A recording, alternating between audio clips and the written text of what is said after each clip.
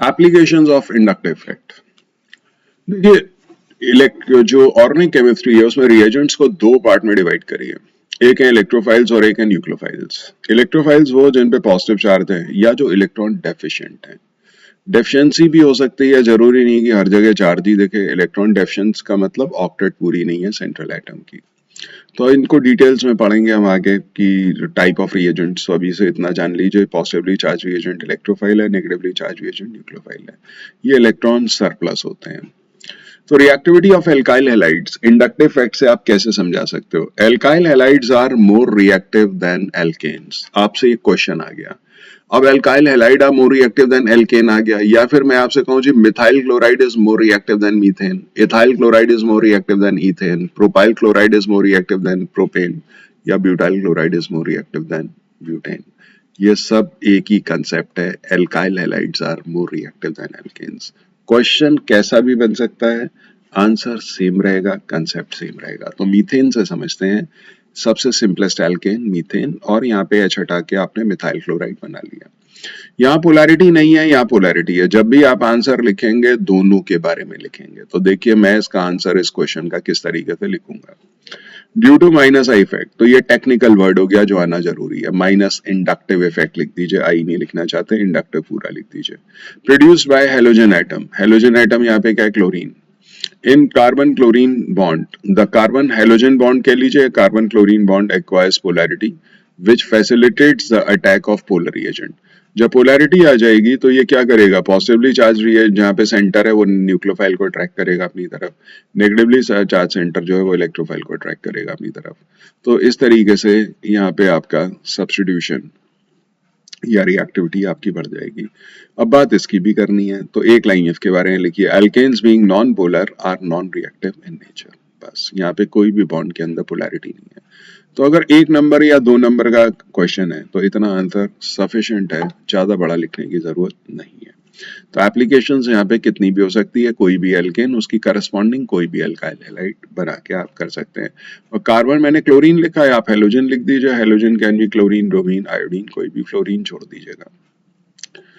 दूसरा क्वेश्चन ये आता है कि अगर मान लीजिए यहाँ तो चलिए मैंने एल्केन और एल्काइल हैलाइड को कंपेयर किया, दूसरा क्वेश्चन ये हो सकता है दो एल्काइल हैलाइड का कंपैरिजन आ जाए। कैसे? Explain why tertiary alkyl halide is more reactive then primary alkyl halide. Tertiary कौन सी है? ये कार्बन एटम को चेक करिए जिसमें हेलोजन है।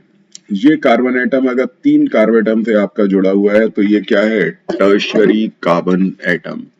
आपको यहाँ पे टाइप ऑफ कार्बन एटम के बारे में पता होना चाहिए। तो एक बार मैं फिर से बता देता हूँ टाइप ऑफ कार्बन एटम्स।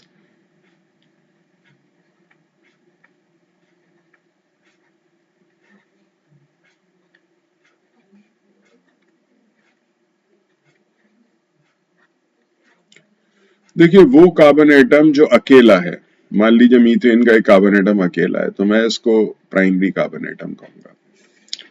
तो ये प्राइमरी कार्बन एटम है, ये एक कार्बन एटम से जो जो जुड़ा होता है या अकेला जो होता है उसको आप प्राइमरी कार्बन एटम कह सकते हैं। ये जितने कार्बन एटम है एक कार्बन एटम से जुड़े हुए हैं। ये कार्बन एटम दो कार्बन से जुड़ा है तो ये सेकेंडरी हो गया। ये कार्बन एटम जो तीन कार्बन से जुड़ा है ये टर्शियरी हो गया, और वो कार्बन एटम जो चार कार्बन एटम से जुड़ा है वो क्वाटरनरी हो गया। तो अगर यहाँ पे कार्बन एटम को देखा जाए तो जिस कार्बन एटम पे हेलोजन है, ये कार्बन एटम तीन कार्बन से कनेक्टेड है तो ये टर्शियरी एल्काइल हैलाइड है। चार कार्बन एटम है तो ब्यूटाइल कहेंगे, ब्यूटाइल क्लोराइड ये, वरना ये टर्शियरी एल्काइल हैलाइड जनरल, क्योंकि ये टर्शियरी कार्बन एटम पे हेलोजन है और यहाँ प्राइमरी पे अकेला है। ये एक कार्बन एटम से ही जुड़ा होता है, यहाँ मिथाइल होता तो भी ये प्राइमरी होता। अब आपसे ये पूछा है कि टर्शियरी एल्काइलाइड मोर रिएक्टिव क्यों है प्राइमरी से। कंपैरिजन लिया है मिथाइल क्लोराइड और टर्शियरी ब्यूटाइल क्लोराइड का। कल को ये भी क्वेश्चन हो सकता था, explain why tertiary butyl chloride is more reactive then methyl chloride. तो कोई भी टर्शियरी हैलाइड का एग्जांपल हो सकता है, कोई भी प्राइमरी एल्काइलाइड का एग्जांपल हो सकता है। आपको ये समझाना है कि भाई देखो कार्बन हेलोजन बॉन्ड तो दोनों में है, तो दोनों के अंदर माइनस आई इफेक्ट से पोलैरिटी तो आ ही रही है, ठीक है। बट यहाँ पे कौन सा बॉन्ड ज्यादा पोलर है? तो यहाँ पे कार्बन हेलोजन बॉन्ड कॉमन है, इसको तो डिस्कस नहीं कर सकते आप, बट इसके अंदर पोलैरिटी कौन इफेक्ट कर रहा है? ये वाला ग्रुप, इसका प्लस आई इफेक्ट ज्यादा है इन कंपेरिजन टू मिथाइल। अभी पीछे आपने पढ़ा है कि जो टर्शरी ब्यूटाइल जितना बल्कियर अल्काइल ग्रुप उतना ज्यादा प्लस इफेक्ट। तो ये क्या करेगा, देखिए क्लोरीन तो अपनी काम कर रहा है, वो तो शेयर्ड पेयर को अपनी तरफ यहाँ पे खींच रहा है दोनों जगह, बट ये वाला ग्रुप कितना और इसको धक्का मार रहा है इस तरफ, ये उस पर डिपेंड करेगा। तो प्लस का इफेक्ट जिसका ज्यादा है वो ज्यादा धक्का मार देगा, जिसकी वजह से पोलैरिटी बढ़ जाएगी और उस वजह से रिएक्टिविटी बढ़ जाएगी। जितना बॉन्ड पोलर उतना वीक बॉन्ड, क्योंकि उतनी तेजी से वो रिएजेंट्स को अट्रैक्ट करेगा इलेक्ट्रोफाइल और न्यूक्लियोफाइल को अपनी तरफ, उतनी जल्दी, जितनी जल्दी अटैक होगा उतनी जल्दी रिएक्ट कर जाएगा। तो आंसर देखिए कैसे लिखा है, carbon chlorine bond is polar in both primary and tertiary alkyl halide. तो ये एग्रीड है कि दोनों जगह पोलर है। Due to minus I effect ये भी बता दिया, प्रोड्यूस बाय हेलोजन एटम, जो भी हेलोजन एटम हो, chlorine, bromine, iodine. Polarity of carbon chlorine bond is greater in tertiary in comparison to primary. तो टर्शरी अल्काइलाइड के अंदर जो कार्बन क्लोरीन बॉन्ड की पोलैरिटी है वो ग्रेटर है than in comparison to primary alkyl halide. क्यों? Because of greater plus I effect produce by tertiary alkyl group. तो आपको हाईलाइट क्या करना है, greater plus I effect. Minus I effect तो कॉमन है दोनों में, हेलोजन एटम दोनों जगह है, वो भी सेम है। तो यहाँ पे प्लस आई इफेक्ट को आपको बताना है, because of greater plus I effect produce by tertiary alkyl group then primary alkyl group. तो प्राइमरी अल्काइल ग्रुप ये रहा, ये कम प्लस इफेक्ट शो करेगा, ये ज्यादा ये शो करेगा। Hence due to greater polarity tertiary alkyl halide are more reactive than. तो इसकी पोलैरिटी ज्यादा है, जिसकी वजह से अटैकिंग रिएजेंट तेजी से अटैक करेगा, बॉन्ड कमजोर हो जाएगा, जल्दी टूट जाएगा, और उस वजह से रिएक्टिविटी ज्यादा है। तो ये आंसर आपको फ्रेम करना है। इसके बाद है arrange the following in increasing order of. जैसे मान लीजिए ये वाला क्वेश्चन आपको आया कि यहाँ पे ऑर्डर बताइए, इंक्रीजिंग ऑर्डर ऑफ ये पोलैरिटी। तो फ्लोरीन ज्यादा रिएक्टिव है आपका, है ना। तो आप देख सकते हैं कि एल्काइल ग्रुप सेम है, हेलोजन यहाँ पे डिफरेंट है, तो माइनस आई इफेक्ट सबसे ज्यादा किसका होगा, फ्लोरीन का। पीछे ऑर्डर अगर आपको ध्यान नहीं है तो यहाँ पे देख लीजिए, फ्लोरीन, क्लोरीन, ब्रोमीन, आयोडीन। तो यहाँ पे ज्यादा ऑर्डर ये प्लस, ये माइनस आई इफेक्ट की वजह से एल्काइल ग्रुप तो अपना प्लस आई इफेक्ट बराबर प्रोड्यूस करेगा। सपोज करो आर मिथाइल है या आर इथाइल है, तो वो तो सेम करेगा। तो पोलैरिटी सबसे ज्यादा इसकी होने वाली है due to greater minus I effect of fluorine. तो ये ज्यादा इस तरफ अट्रैक्ट कर लेगा शेयर्ड पेयर को।